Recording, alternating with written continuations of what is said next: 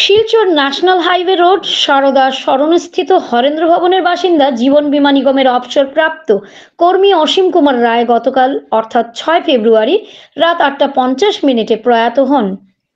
2021 সালের আগস্ট মাসের 22 তারিখে তিনি হিউম্যান সায়েন্স ফোরামের মাধ্যমে মরণোত্তর দেহদানের অঙ্গীকারপত্রে স্বাক্ষর করেছিলেন।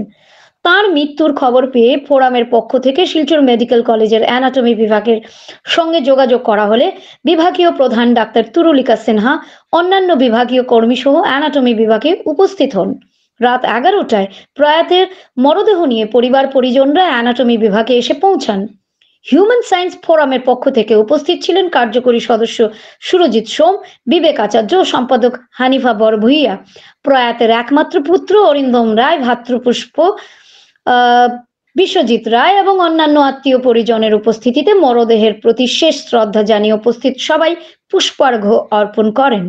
ফোরামের পক্ষ থেকে বক্তব্য রাখতে গিয়ে বিবেক আচার্য প্রয়াত জীবিতকালীন ইচ্ছাকে সফলভাবে সম্পাদিত করার জন্য তার পরিবার পরিজন ও অ্যানাটমি বিভাগকে ধন্যবাদ জ্ঞাপন করেন এবং পরিবারের সদস্যদের প্রতি গভীর সমবেদনা জ্ঞাপন করেন।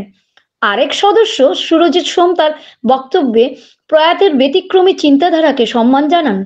এনাটমি বিভাগের প্রধান ডক্টর তুরুলিকা সিনহা তার বক্তব্যে প্রয়াতের পরিবারের প্রতি সমবেদনা জ্ঞাপন করেন এবং প্রয়াতের এই মহৎদানের মেডিকেল কলেজের ছাত্ররা খুবই উপকৃত হবে বলে কৃতজ্ঞতা জ্ঞাপন করেন।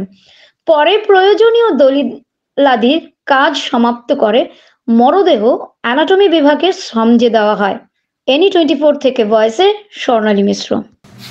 আমি আমাদের এই শিলচর মেডিকেল কলেজ থেকে আর আমাদের অ্যানাটমি ডিপার্টমেন্ট থেকে ওনার এই মহান দানের জন্য ওনাকে ফ্যামিলি মেম্বার্সকে আমি অনেক কৃতজ্ঞতা জানালাম।